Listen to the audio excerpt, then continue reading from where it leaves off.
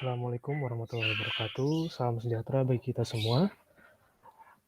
Selamat siang, Bapak Sparta dan teman-teman semua. Pada kesempatan ini, izinkan saya untuk melakukan presentasi mengenai tugas manajemen pengantar manajemen risiko yang membahas di chapter 8, yaitu membahas risiko tingkat suku bunga. Sebelumnya, perkenalkan nama saya Sugeng Pranoto dengan NIM 2018 123 1006.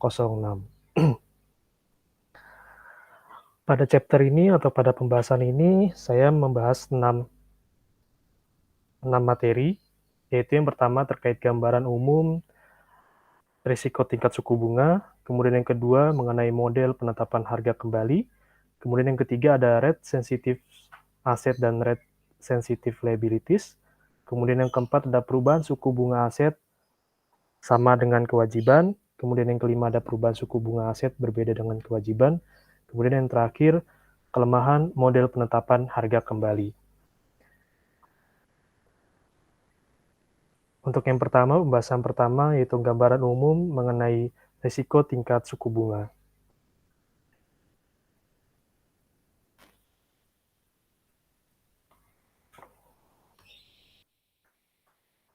Risiko tingkat suku bunga adalah risiko yang terjadi ketika lembaga keuangan menanggung aset dan kewajiban yang tidak cocok saat jatuh tempo. Pada chapter pertama yang sudah dijelaskan oleh Pak Sparta, terdapat diskusi mengenai fungsi spesial FI, yaitu transformasi aset. Transformasi aset melibatkan FI atau lembaga keuangan membeli sekuritas utama atau aset dan menerbitkan sekuritas sekunder atau kewajiban untuk mendanai pembelian aset. Sekuritas utama yang dibeli oleh FI seringkali memiliki karakteristik jatuh tempo dan likuiditas yang berbeda dengan sekuritas sekunder yang dijual oleh FI atau lembaga keuangan. Dalam ketidaksesuaian jatuh tempo aset dan kewajiban sebagai bagian dari fungsi transformasi aset mereka, FI berpotensi mendekatkan diri mereka ke risiko tingkat suku bunga.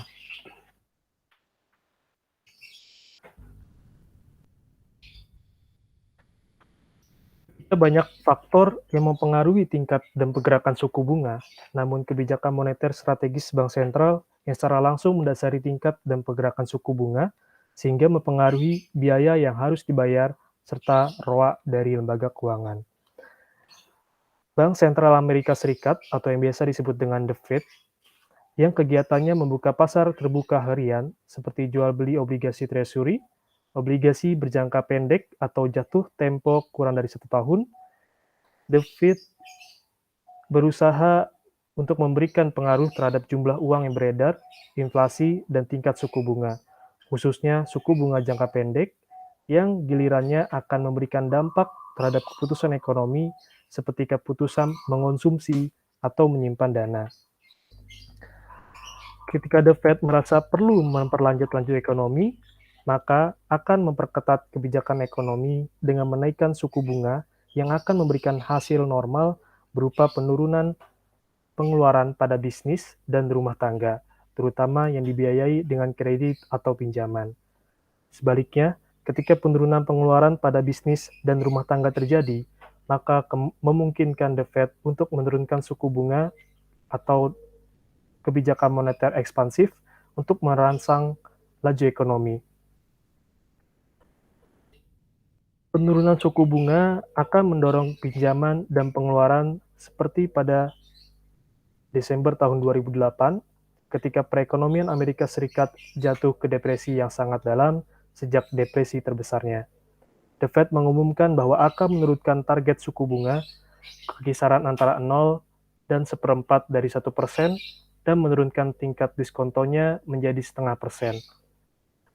Level terendah sejak 1940-an. Bahkan hingga 2015, karena pelemahan ekonomi secara berkelanjutan, maka The Fed mengumumkan bahwa mereka diharapkan dapat mempertahankan suku bunga di bawah 1%, yang pada intinya The Fed tidak bermaksud untuk menaikkan suku bunga.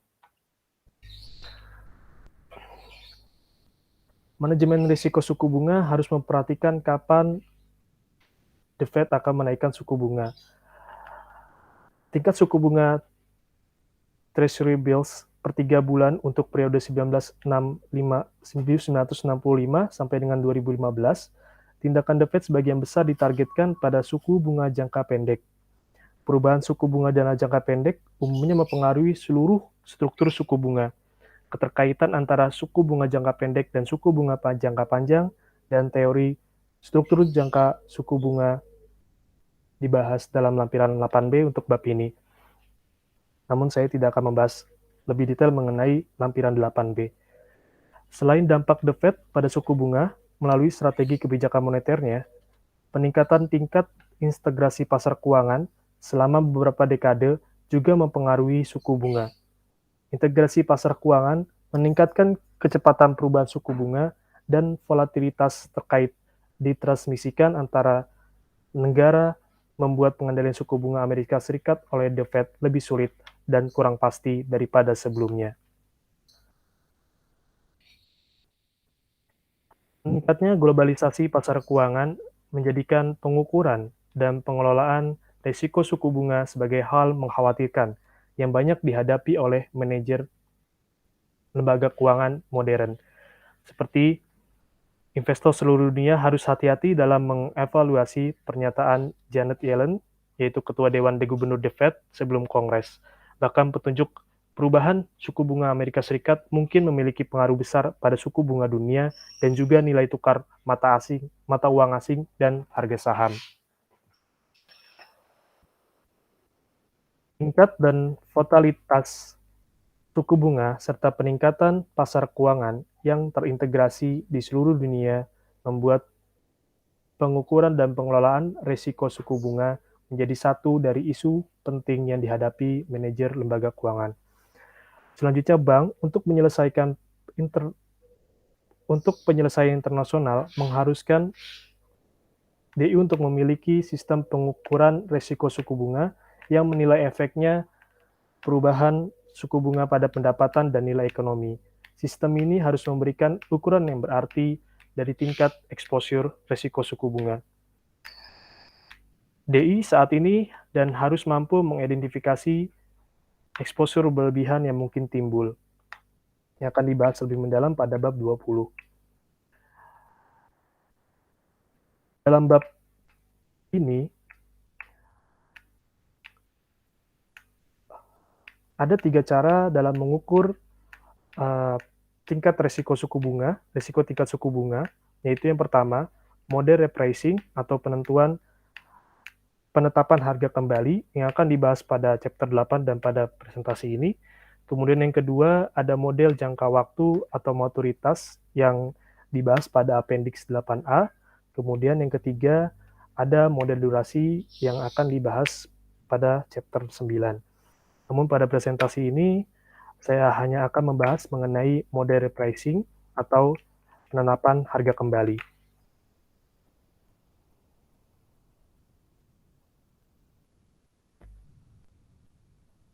Pembahasan berikutnya mengenai model penetapan harga kembali.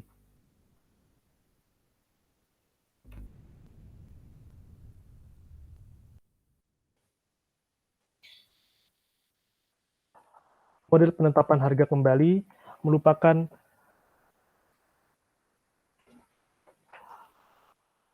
model sederhana yang digunakan oleh lembaga keuangan yang berukuran kecil di Amerika Serikat.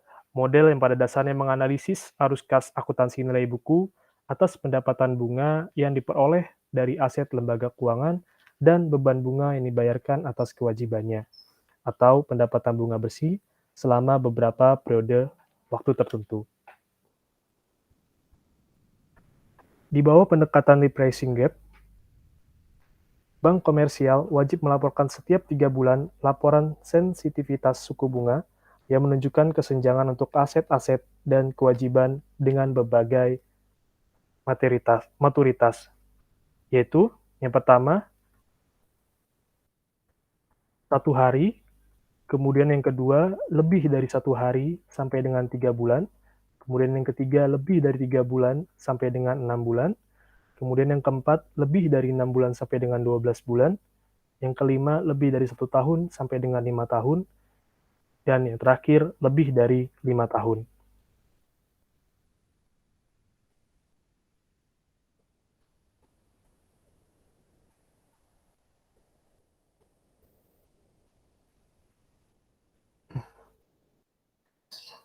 Bank melaporkan kesenjangan setiap kelompok maturitas dengan menghitung sensitivitas tingkat bunga dari setiap aset atau RSA dan setiap kewajiban dari neracanya atau RSL. Sensitivitas tingkat bunga yang dimaksud yaitu aset atau kewajiban dinilai kembali pada atau mendekati suku bunga pasar yang berlaku dalam suatu kelompok maturitas. Penilaian kembali dapat merupakan hasil dari lover asset atau liabilitas seperti pinjaman dilunasi pada atau sebelum jatuh tempo dan dana digunakan untuk mengeluarkan pinjaman baru dengan harga pasar saat ini. Atau terjadi karena aset atau kewajiban adalah instrumen tingkat variabel, misalnya variabel tingkat hipotek yang suku bunganya diatur ulang setiap kuartal berdasarkan pergerakan tarif.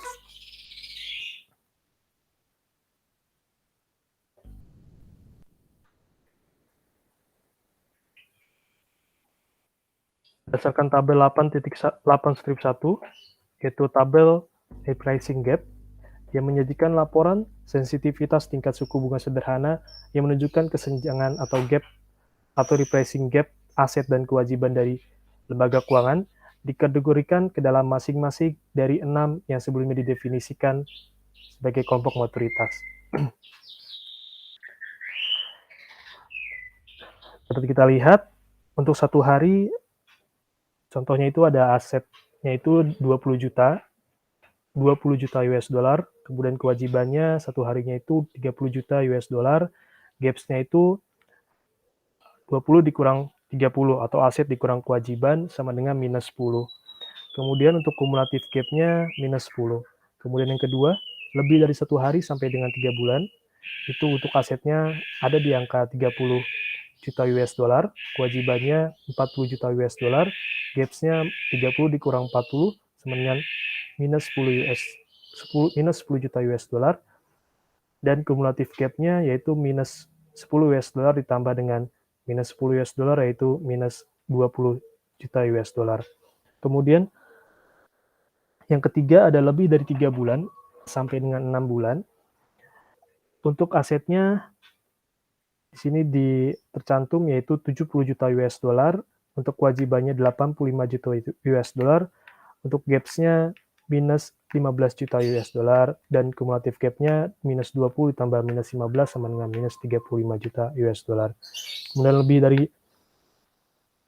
6 bulan sampai dengan 12 bulan, ada di angka minus 90 juta US dollar, kewajibannya minus 70 juta US dollar, kemudian gaps-nya 90 kurang 70 yaitu 20 juta US dollar, kemudian kumulatif gap-nya minus 35 ditambah 20 sama dengan minus 15 juta US dollar. Kemudian 5, yaitu lebih dari 1 tahun sampai dengan 5 tahun, untuk asetnya berada di angka 40 juta US dollar, kewajibannya 30 juta US dollar, gaps-nya 10 juta US dollar yaitu 40 dikurang 30, dan kumulatif gap-nya yaitu minus 5 juta US dollar.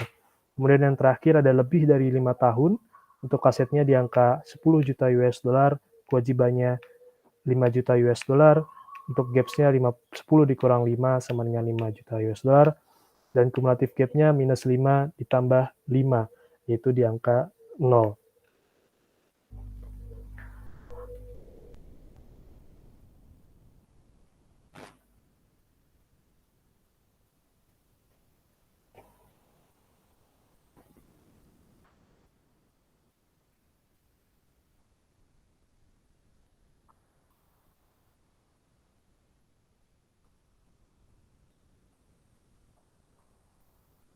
Keuntungan dari model penetapan harga kembali terletak pada nilai informasi dan kesederhanaannya dalam menunjuk exposure pendapatan bunga bersih lembaga keuangan atau exposure keuntungan untuk perubahan suku bunga dalam kelompok maturitas yang berbeda.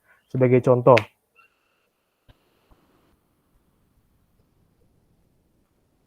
FI memiliki perbedaan negatif sebesar 10 juta US dollar antara aset dan kewajibannya yang dinilai kembali dalam satu hari. Aset dan kewajiban dinilai kembali setiap hari yaitu cenderung pinjaman antar bank pada dana federal atau perjanjian kembali pasar. Dengan demikian, celah negatif atau RSA kurang dari RSL menghadapkan FI ke risiko pendanaan kembali, karena kenaikan suku bunga dana jangka pendek akan menurunkan laba bersih lembaga keuangan karena memiliki lebih banyak kewajiban yang sensitif terhadap suku bunga daripada aset. Risiko pendanaan kembali atau refinancing risk merupakan jenis risiko suku bunga di mana biaya pendanaan kembali bisa lebih dari pengembalian yang diperoleh dalam investasi aset. Dengan kata lain,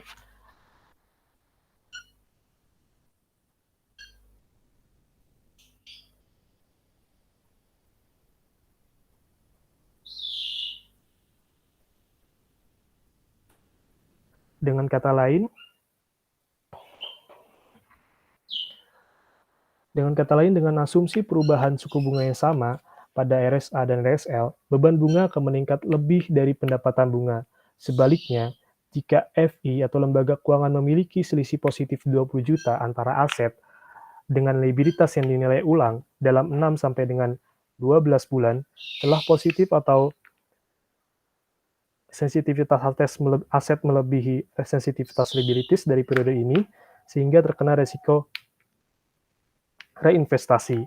Dengan memegang aset jangka pendek relatif terhadap kewajiban, lembaga keuangan menghadapi ketidakpastian tentang tingkat bunga di mana dapat menginvestasikan kembali dana yang dipinjam dalam jangka waktu lebih lama. Dengan demikian,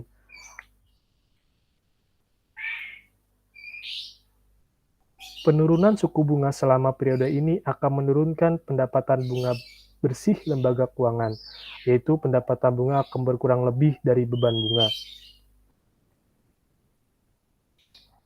Perubahan pendapatan bunga bersih dalam kelompok jatuh tempo ke I, rumusnya yaitu perubahan pendapatan bunga bersih dalam kelompok jatuh tempo ke I sama dengan ukuran dolar dari gap antara nilai buku aset yang sensitif terhadap suku bunga dan kewajiban yang peka terhadap suku bunga dalam periode jatuh tempo I, dikali dengan perubahan suku bunga yang berdampak pada aset dan kewajiban di maturitas I.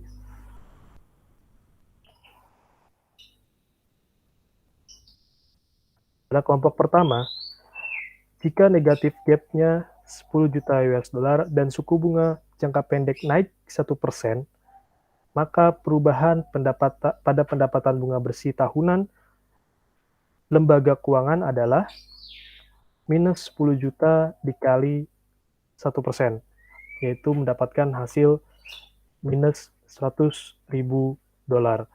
Maksudnya adalah negatif gap dan resiko refinancing terkait menghasilkan kerugian 100.000 dolar dalam pendapatan bunga bersih lembaga keuangan.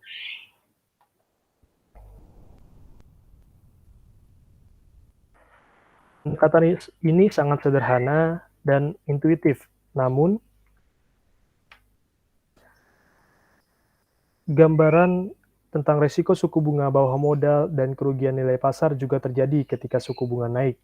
Efek kerugian modal diukur dengan model maturitas dan durasi yang akan dibahas lebih lanjut pada lampiran 8A dan chapter 8 yang tidak saya bahas hari ini, tidak saya bahas pada presentasi ini, tidak diperhitungkan ke dalam model penetapan harga. Alasannya bahwa dalam dunia akuntansi, nilai buku model pricing, nilai aset, dan kewajiban dilaporkan pada nilai atau biaya historisnya. Jadi perubahan suku bunga hanya mempengaruhi arus pendapatan bunga dan atau beban bunga, yaitu pendapatan bunga bersih atas laporan laba rugi lembaga keuangan bukan nilai pasar aset dan kewajiban di neraca. Manajer lembaga keuangan juga dapat mengestimasikan gap kumulatif atau CGAP atas berbagai penetapan harga kategori. Gap kumulatif dari bunga pada 1 tahun repricing gap dari tabel 8 strip 1, yaitu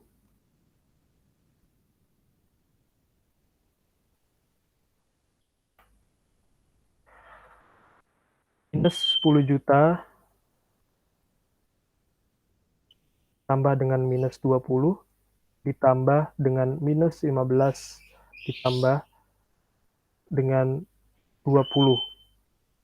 Jadi gap kumulatif selama 1 tahun yaitu minus 15 juta US dollar. Yang kita ambil hanya kelompok maturitas 1 hari sampai dengan 12 bulan. Kemudian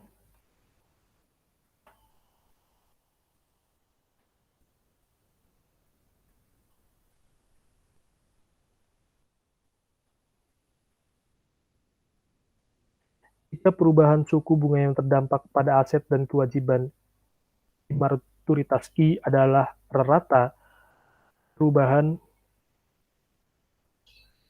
perubahan suku bunga yang mempengaruhi aset dan kewajiban yang dapat dinilai kembali dalam waktu 1 tahun, maka efek kumulatif pada pendapatan bunga bersih bank adalah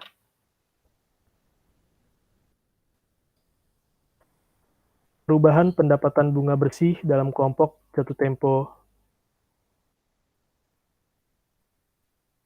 I sama dengan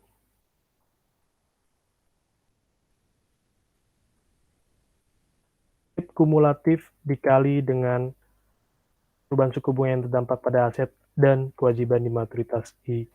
Jika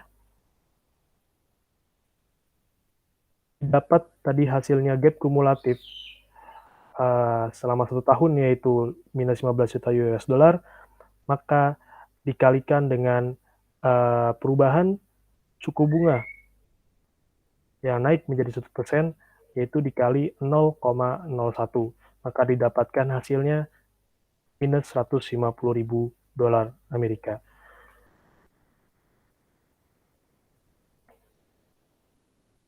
Sekarang kita dapat melihat bagaimana manajer lembaga keuangan menghitung kumulatif gap 1 tahun dari neraca berdasarkan rumus tersebut. Pembahasan berikutnya yaitu mengenai RSA dan RSL.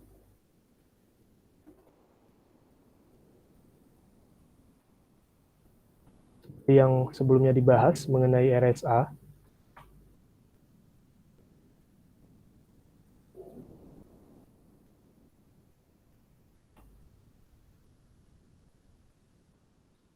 RSA yang merupakan sensitivitas tingkat bunga dari setiap aset, dan RSL yang merupakan sensitivitas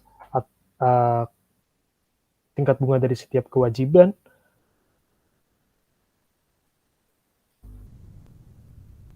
Maka kita dapat melihat dalam tabel 8 strip 2, di mana ini merupakan neraca lembaga keuangan dalam tahun terakhir dalam jutaan dolar. Dapat dilihat bahwa RSA biasanya yang kita ambil berdasarkan jangka waktu tertentu, dikelompokkan berdasarkan jangka waktu tertentu yang umumnya 1 tahun. Yaitu yang pertama bisa kita lihat ada pinjaman jangka pendek konsumen yang di angka 50 juta dolar Amerika yang dinilai kembali pada akhir tahun dan hanya membuat cut off 1 tahun. Kemudian T-bills 3 bulan di angka 30 juta dolar Amerika dinilai kembali pada saat jatuh tempo setiap 3 bulan. Kemudian ada T-notes 6 bulan atau T-notes 3 bulan, T-notes 6 bulan yang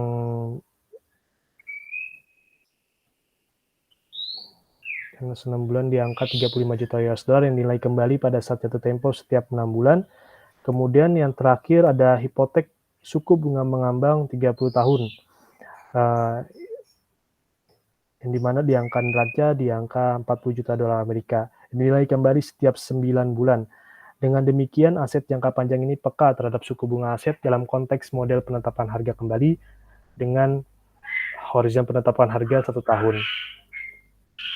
Kemudian jumlah dari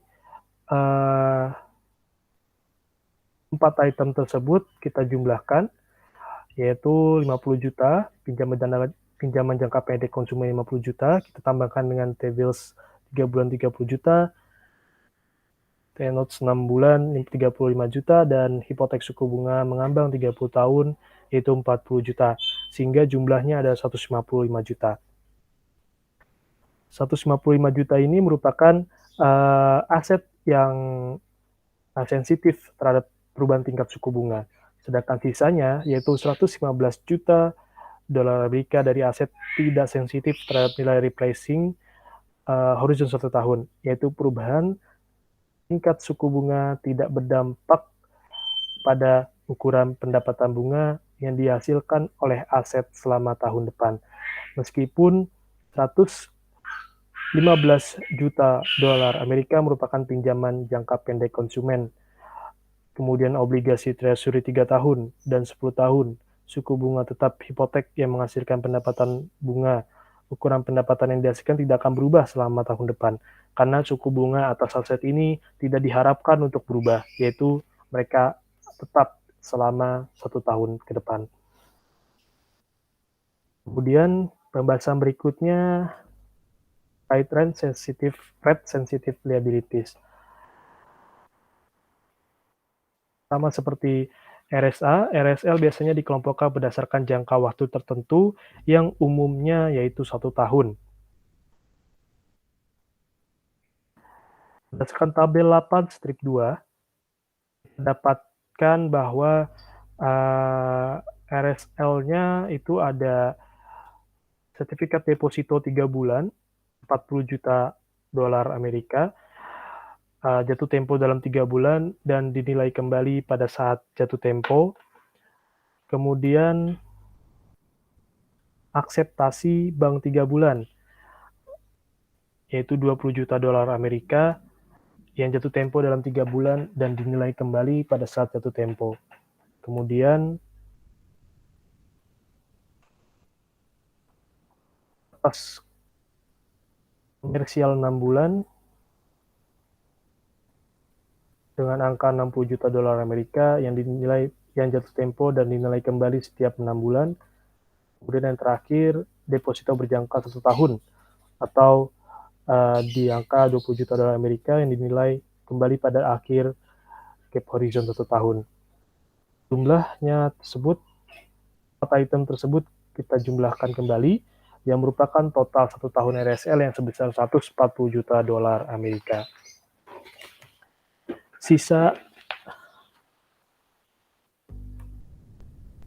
Sisanya yang sebesar 130 juta dolar Amerika tidak sensitif terhadap perubahan suku bunga selama 1 tahun ke depan, seperti modal ekuitas 20 juta dolar Amerika dan giro 40 juta dolar Amerika tidak membayar bunga dan diklasifikasikan sebagai pembayaran tambah bunga.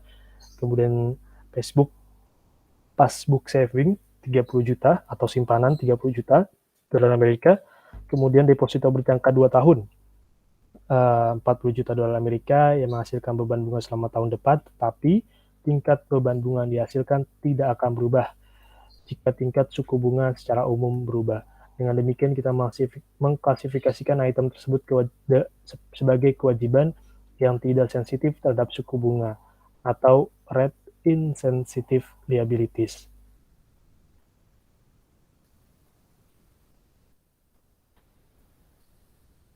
Sedangkan giro tidak kita masukkan ke dalam RSL karena masih terdapat perdebatan apakah penyertaan giro dimasukkan sebagai RSL atau tidak.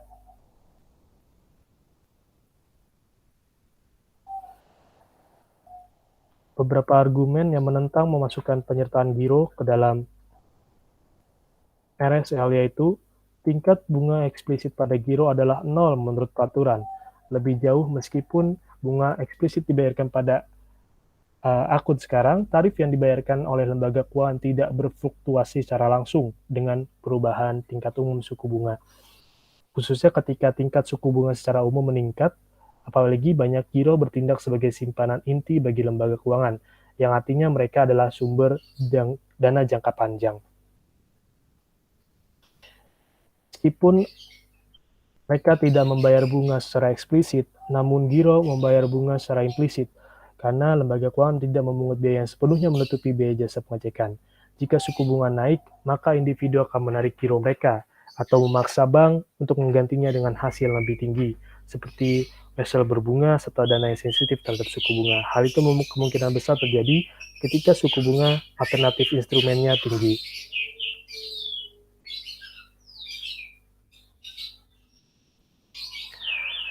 Setelah kita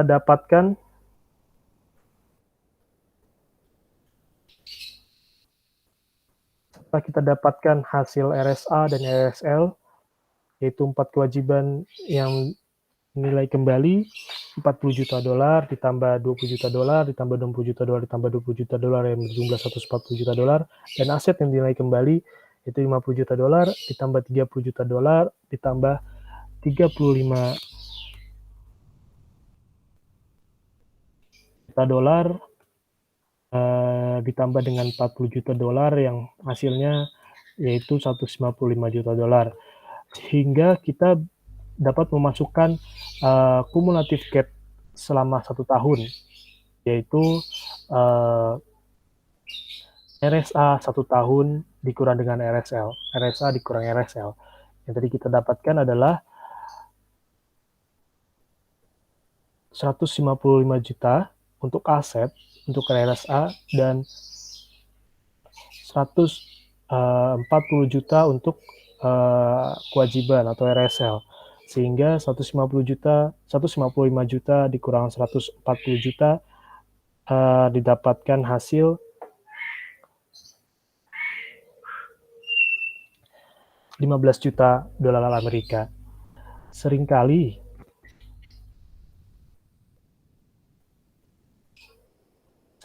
FI menunjukkan suku bunga yang sensitif sebagai persentase atas aset, sebagai persentase dari aset, atau yang biasa disebut dengan gap ratio. Untuk rumus gap ratio yaitu kumulatif gap selama 1 tahun atau CGAP dibagi dengan A itu adalah asetnya. Kita dapatkan untuk CGAP di angka 15 juta dolar Amerika, kemudian untuk total asetnya yaitu 270 juta dolar Amerika. Sehingga dalam kasus ini gap rasionya yaitu 15 juta dolar dibagi 270 juta, yaitu 0,056 atau sama dengan 5,6%.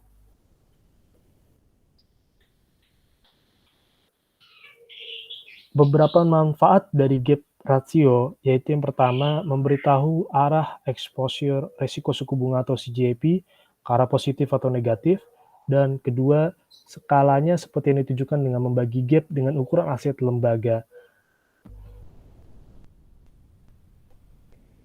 Versi dari gap ratio ini digunakan regulator untuk mengukur resiko suku bunga. Pilihan time horizon digunakan untuk mengukur resiko suku bunga sangat penting untuk mengelola resiko ini. Periode penetapan harga kembali atau penilaian harga kembali yang terlalu lama mencakup banyak sekuritas yang repricing pada waktu yang berbeda dalam periode tersebut. Artinya, melebih-lebihkan sensitivitas rate pada neraca dan membuat lembaga keuangan terkena resiko suku bunga. Sebagai contoh, pertimbangan bank yang mengukur exposure resiko suku bunga selama 1 tahun horizon saja dan memiliki repricing gap $0 selama 1 tahun. Namun jika bank memiliki RSA 50 juta dolar lebih banyak daripada RSL yang dinilai ulang dalam 6 bulan pertama tahun ini, dan kewajiban 50 juta dolar Amerika lebih banyak daripada aset yang dinilai ulang selama 6 bulan terakhir, itu akan terkena perubahan suku bunga yang terjadi dalam tahun tersebut. Pada analisis ini, bank akan menunjukkan repricing gap 0 untuk tahun ini, yaitu 50 juta ditambah atau dikurang 50 juta, sehingga hasilnya 0. Tapi aset dan kewajiban bank tidak cocok dalam kelompok ini, dan oleh karena itu bank terekspos atau terkena resiko suku bunga. Jelas semakin pendek kisaran di atas kelompok mana gap dihitung, semakin kecil masalah ini. Sebaliknya, penetapan harga yang terlalu pendek yang periodenya terlalu pendek menghilangkan pertimbangan exposure resiko tingkat suku bunga.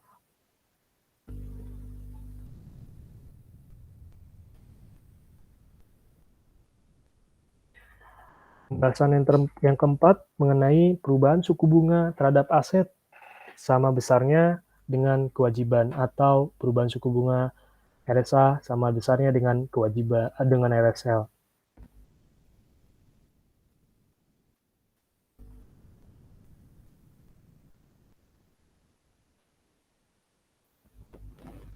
Tabel 8 strip 4 yang menunjukkan dampak hubungan antara perubahan suku bunga dan perubahan pendapatan bunga bersih dengan asumsi perubahan suku bunga terhadap aset sama dengan kewajiban. Sebagai contoh, ketika CGAP atau gap kumulatif positif, maka NII akan naik ketika suku bunga naik.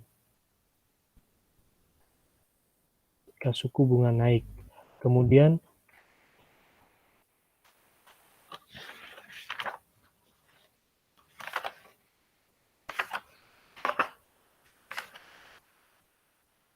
seperti yang terlihat pada garis pertama, tabel 8 strip 3.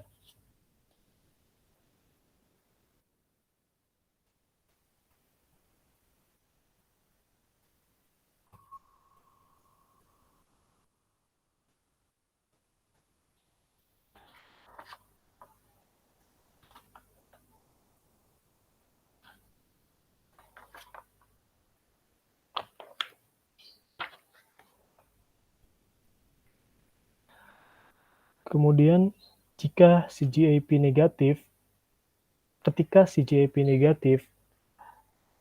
jika suku bunga naik, maka sama besarnya dengan RSA dan RSL, maka NII akan jatuh seperti yang tercantum pada baris 3, tabel 8 strip 3. Ketika CGAP negatif, jika suku bunga naik sama besarnya dengan RSA dan RSL, maka NII akan jatuh. Baris ketiga. Kemudian contoh yang ketiga, jika suku bunga jatuh pada RSA dan RSL, maka NII akan naik ketika CGAP negatif. Seperti yang tercantum dalam baris 4, tabel 8 strip 3.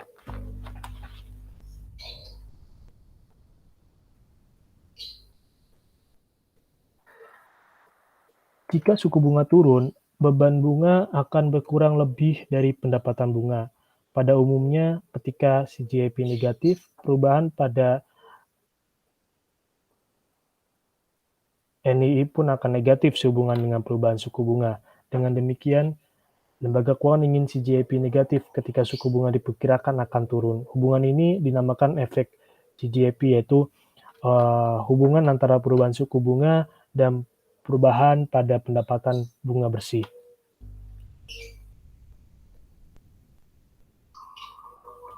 Kemudian contoh dampak perubahan suku bunga pada pendapatan bunga bersih ketika CGAP negatif, ketika CGAP positif, yaitu pada tabel 8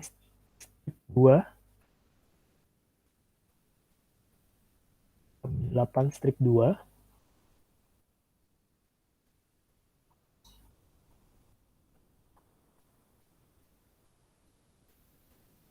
Jika suku bunga naik 1% pada RSA dan RSL, maka perubahan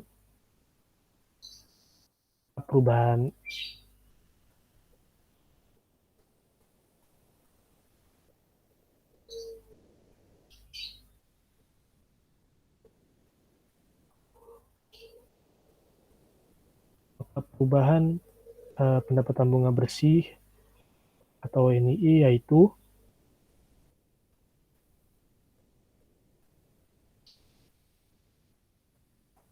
dan bunga bersih sama dengan RSA, rumusnya yaitu RSA dikali R atau suku bunga dikurang RSL dikali R atau suku bunga. Jadi sensitivitas aset dikali dengan suku bunga dikurang dengan sensitivitas liabilities dikali dengan suku bunga. Atau rumus yang lain yaitu CGAP dikali R atau cumulative gap dikali dengan suku bunga. Untuk cara yang pertama, kita bisa lihat bahwa 155 juta kita dapatkan dari RSA yang sebelumnya sudah kita hitung. 155 juta dikali dengan 0,01 atau 1%, kemudian dikurang dengan 140 juta dolar Amerika dikali dengan 0,01. 140 juta juga sebelumnya sudah pernah kita hitung. Sehingga didapatkan hasil 155 dikurang 140 mendapatkan hasil 15 juta dikali 0,01.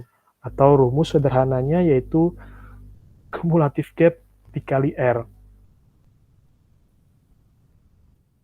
Cumulative gap ya rumusnya RSA dikurang RSL dikali dengan suku bunganya 0,01. Jadi 15 juta dikali dengan 0,01 atau 1%, maka didapatkan hasil 150 juta dolar.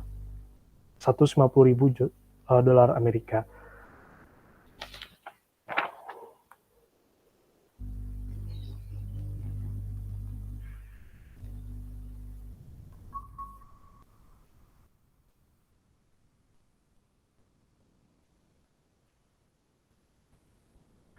Sama halnya jika suku bunga jatuh pada RSA dan RSL seperti di tabel 8 strip 3, seperti di tabel 8 strip 3, yaitu perubahan ini akan jatuh ketika CGAP positif. Suku bunga jatuh, pendapatan bunga akan jatuh lebih dari beban bunga. Dengan demikian, NII-nya akan jatuh. Yang tercantum dalam baris kedua. Jika suku bunga turun 1%, maka NII-nya yaitu rumusnya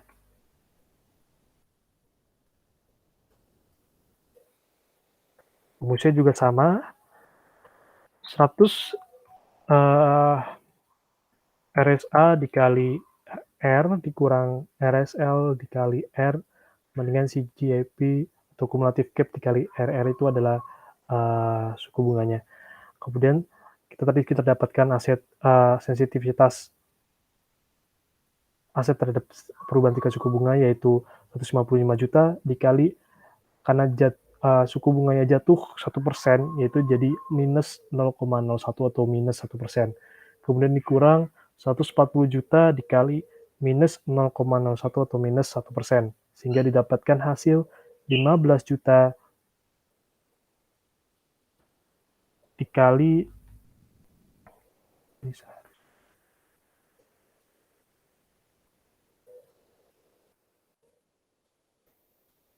15 juta dikali dengan minus 0,01 sehingga hasilnya adalah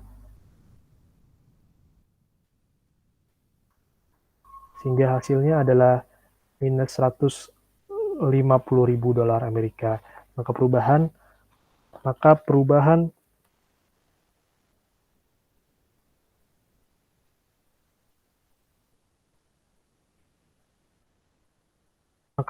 pendapatan bunga bersih jadi berkurang atau minus 150 ribu dolar Amerika. Dari persamaan tersebut terlihat bahwa semakin besar nilai absolut CGAP atau cumulative gap, maka semakin besar perubahan yang diharapkan dalam NII, yaitu semakin besar kenaikan atau penurunan pendapatan bunga relatif terhadap beban bunga lembaga keuangan atau FI. Secara umum, ketika CGAP positif, perubahan NII berhubungan positif dengan perubahan suku bunga. Dengan demikian, FI atau lembaga keuangan akan menginginkan CGP-nya positif ketika suku bunga diperkirakan akan naik. Sebaliknya ketika CGP negatif, jika suku bunga naik dengan jumlah yang sama untuk RSA dan RSL, seperti baris 3 tabel 4, ini akan turun karena FI memiliki lebih banyak RSL daripada RSA. Jika suku bunga turun untuk RSA dan RSL seperti baris 4 tabel 8 strip 3, NI akan meningkat ketika CGP adalah negatif.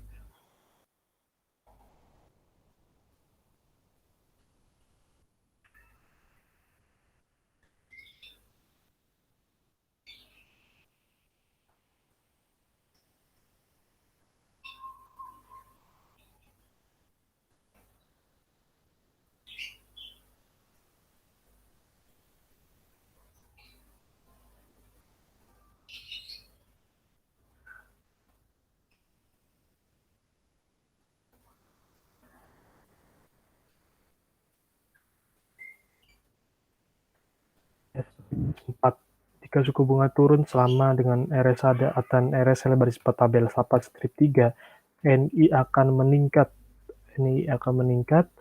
Ketika CGP adalah negatif. Jika suku bunga turun, beban bunga berkurang lebih dari pendapatan bunga. Secara umum, ketika CGP negatif, perubahan NI berhubungan negatif dengan perubahan suku bunga. Dengan demikian, FI atau lembaga keuangan ingin CGP-nya negatif ketika suku bunga diperkirakan akan turun. Sehingga hubungan ini disebut dengan efek CGP efek. Kemudian pembahasan yang kelima,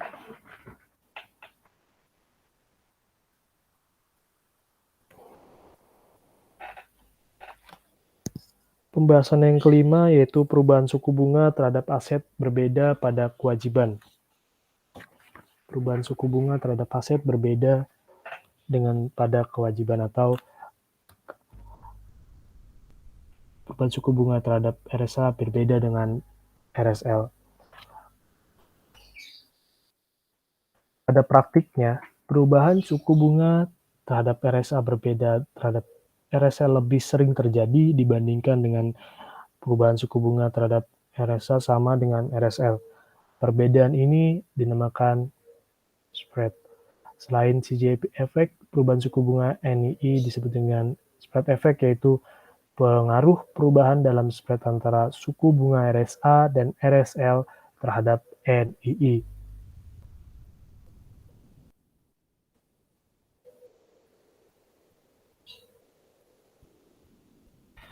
Jika perbedaan suku bunga pada RSA dan RSL meningkat,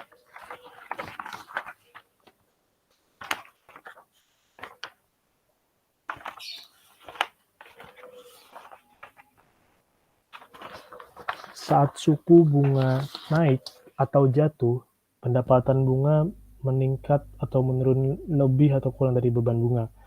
Hasilnya yaitu kenaikan pada perubahan pendapatan bunga bersih atau NII. Sebaliknya, jika perbedaan suku bunga pada RSA dan RSL menurun ketika suku bunga naik atau jatuh, pendapatan bunga meningkat atau menurun lebih atau kurang dari beban bunga, dan NII atau pendapatan bunga bersih menurun. Sebagai contoh, asumsikan RSA sama dengan RSL, yaitu 155 juta. Jika suku bunga naik 1,2% pada RSA dan 1% pada RSL, maka perbedaan antara suku bunga RSA dan RSL yaitu 1,2% dikurang 1%, yaitu 0,2%. Hasil perubahan NII-nya yaitu perubahan pendapatan bunga bersih sama dengan sensitivitas aset terhadap perubahan suku bunga dikali dengan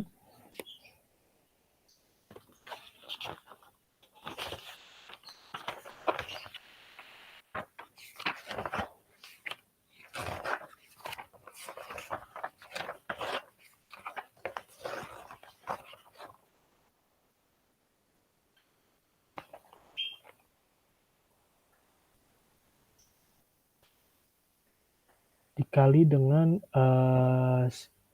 perbedaan antara suku bunga RSA dan RSL, yaitu kita dapatkan kemudian dikurang dengan RSL dikali perbedaan antara suku bunga RSA dan RSL, yaitu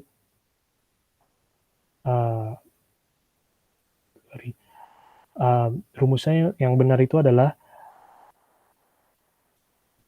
RSA dikali dengan perubahan suku bunga dikurang RSL dikali dengan perubahan suku bunga yang terjadi pada kewajiban,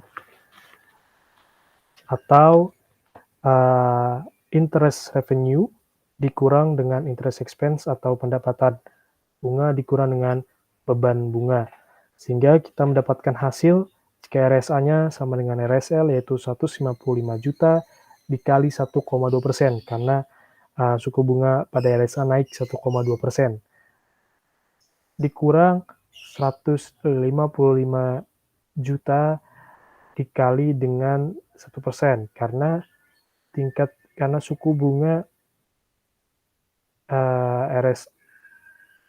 RSL meningkat 1%, sehingga dapatkan hasil 155 juta dikali dengan 1,2% dikurang 1%.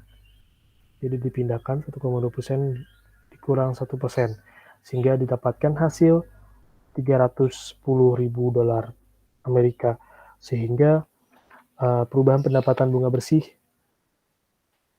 yaitu 310.000 dolar.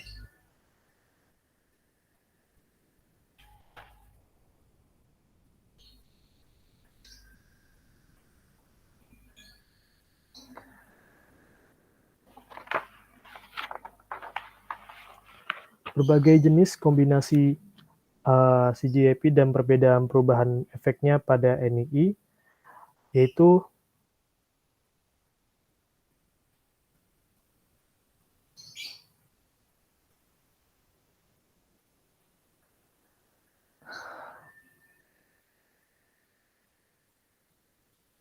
empat baris pertama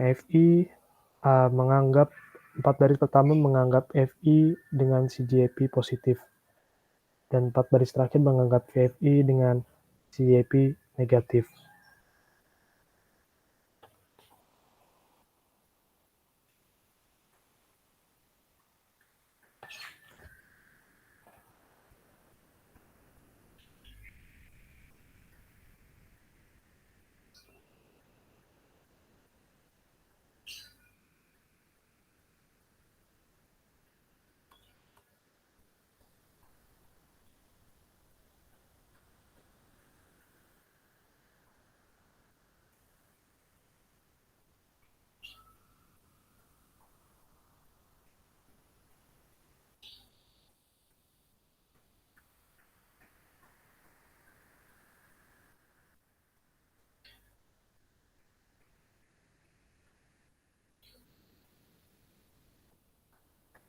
CGAP negatif dan suku bunga naik, CGAP efek mengatakan bahwa NII akan menurun atau perubahan pendapatan bunga bersih akan menurun. Jika pada saat yang sama perbedaan antara RSA dan RSE menurun dan suku bunga naik, spread effect mengatakan bahwa NII akan menurun. Pada kasus ini, manajer lembaga keuangan dapat secara akurat memprediksi tujuan perubahan NII karena suku bunga naik ketika keduanya bekerja dalam arah yang berlawanan. Bagaimanapun, perubahan NII tidak dapat diprediksi tanpa mengetahui ukuran CGAP atau cumulative gap dan perubahan yang diharapkan dalam spread. Jika CGAP negatif dan suku bunga naik, maka CGAP efek mengatakan NII akan menurun. Jika pada saat yang sama, perbedaan antara RSA dan RSL menaik karena suku bunga naik, spread effect mengatakan bahwa NII akan naik. Kemudian contoh selanjutnya, jika suku bunga jatuh atau suku bunga turun 1% pada RS aset dan 1,2% pada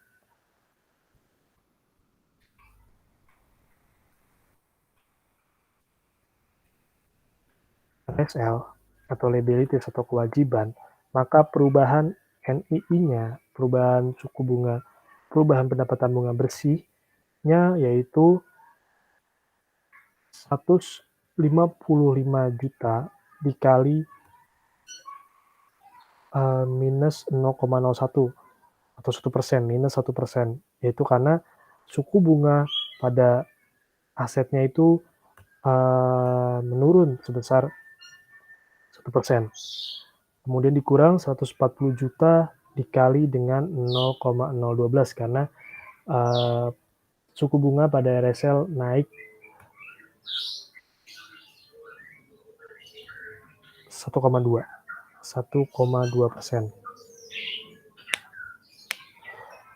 Maka perubahan NII-nya yaitu 155 juta dolar dikali minus 0,01 dikurang 140 juta dolar dikali 0,012 atau 1,2%. Itu didapatkan hasil minus 1,55 juta dikurang minus 1,68 juta. Jadi minus 1,55 juta ditambah 1,68 juta, sehingga didapatkan hasil 0,13 juta dolar Amerika atau 130.000 dolar Amerika.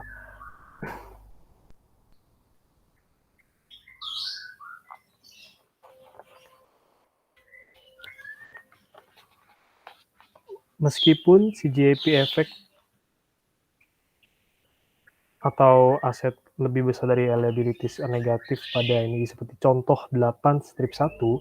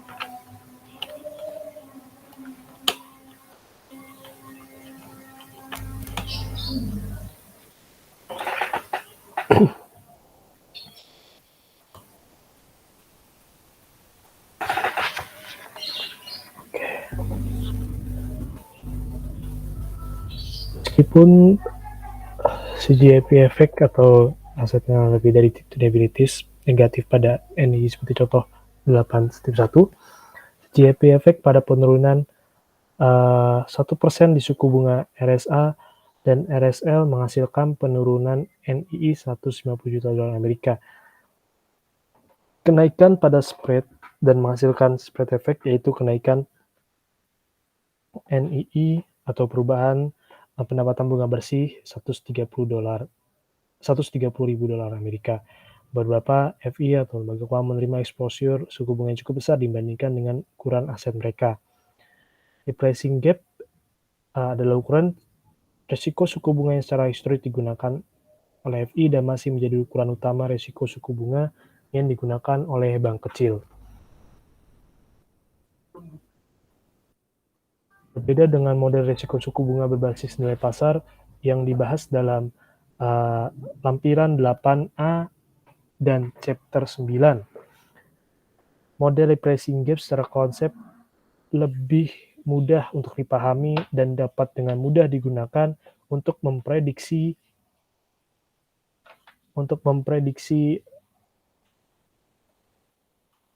perubahan profitabilitas dalam perubahan suku bunga tertentu.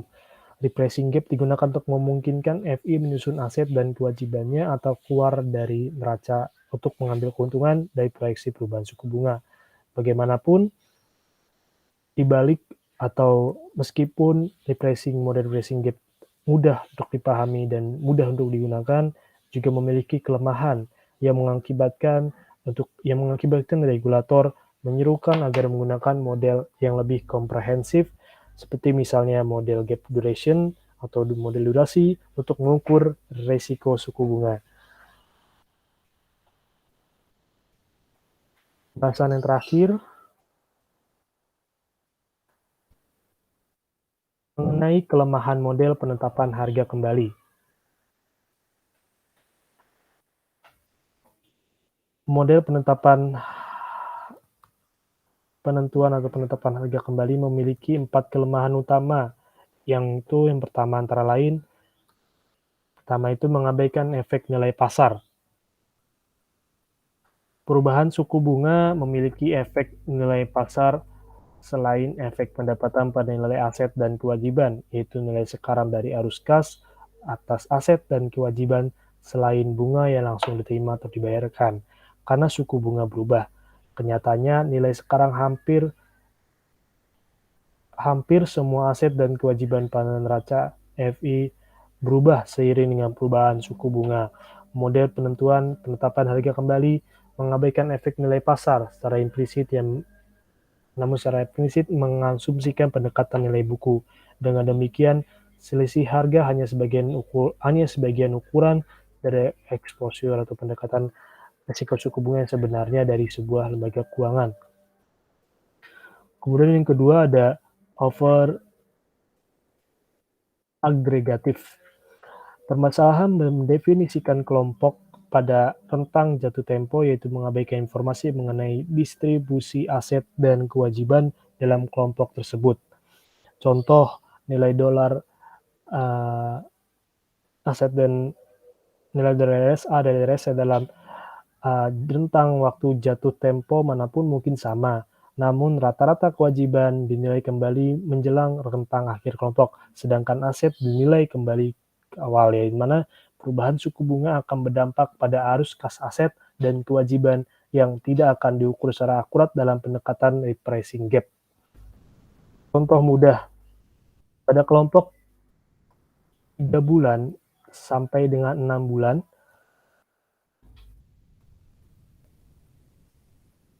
RSA lebih banyak 50 juta dolar daripada RSL.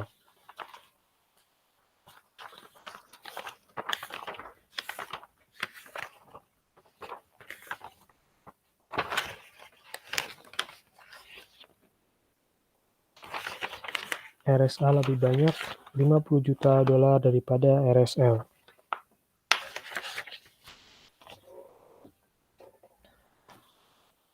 yang dihargai kembali antara bulan ketiga dan keempat. Sementara RSA lebih banyak 50 juta dolar daripada RSA yang dinilai kembali antara bulan kelima dan keenam. Laporan sensitivitas suku bunga akan menunjukkan repricing gap pada kelompok 3 sampai 6 bulan, yaitu 50 ditambah atau berkurang 50 sama dengan 0.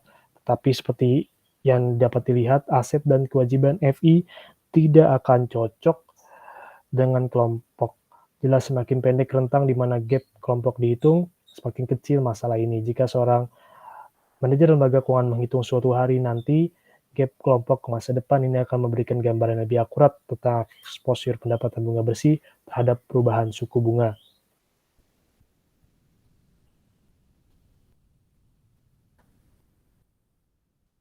Berdasarkan informasi, banyak lembaga keuangan atau FI memiliki sistem yang internal yang menunjukkan gap penetapan harga pada hari tertentu di masa depan, yaitu seperti 252 hari, 1329 hari, dan lain-lain.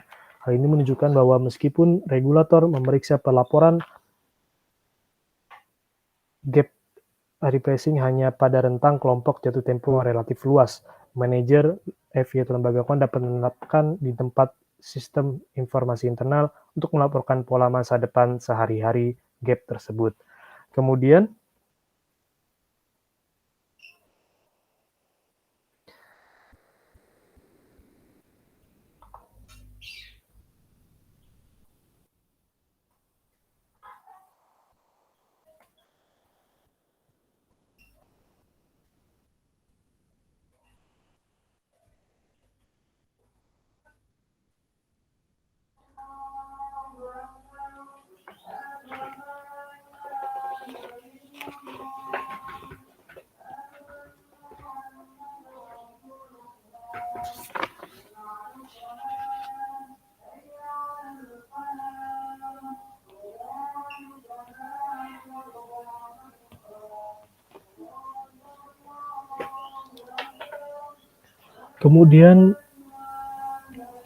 yang ketiga adalah kelemahannya, yaitu meninggalkan problema run off arus kas, aset, dan kewajiban.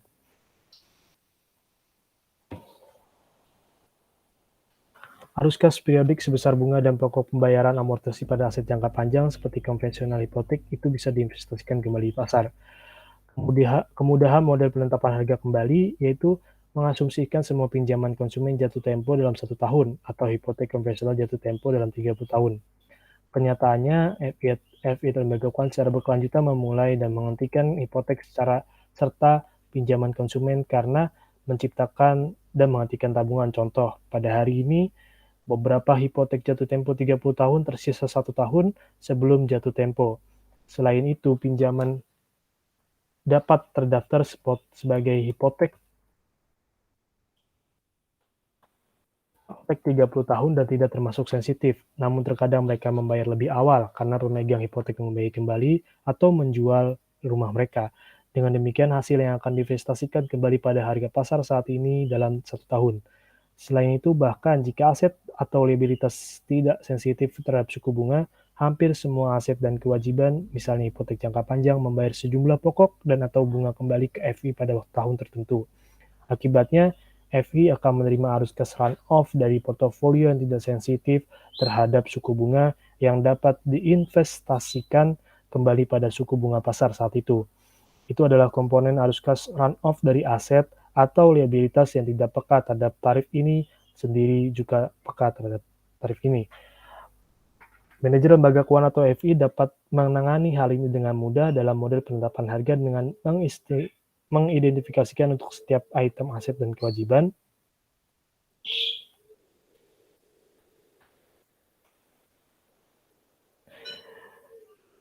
yang diestimasikan ke arus kas dolar yang akan mengalir tahun depan dan menambahkan jumlah ini ke nilai aset dan kewajiban yang sensitif terhadap suku bunga. Kemudian kelemahan yang keempat,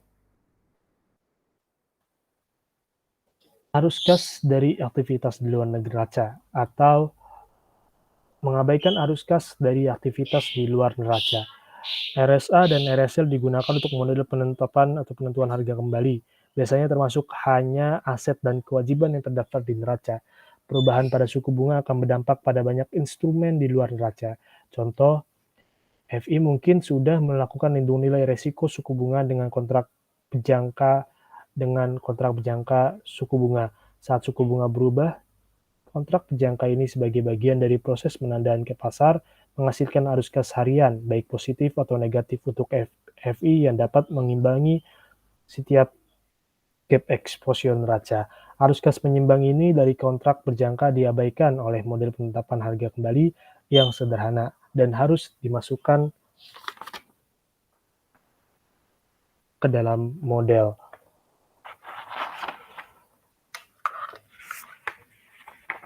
Kesimpulan pada chapter ini yaitu pada pembahasan ini membahas mengenalkan mengenai metode pengukuran risiko suku bunga yaitu model repricing. Model repricing melihat perbedaan atau gap antara rate sensitive asset dan rate sensitive liabilities untuk mengukur risiko tingkat suku bunga.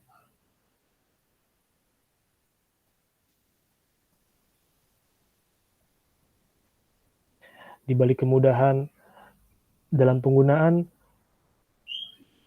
model repricing, namun terdapat kelemahan-kelemahan yang sebelumnya sudah dibahas pada pembahasan terakhir.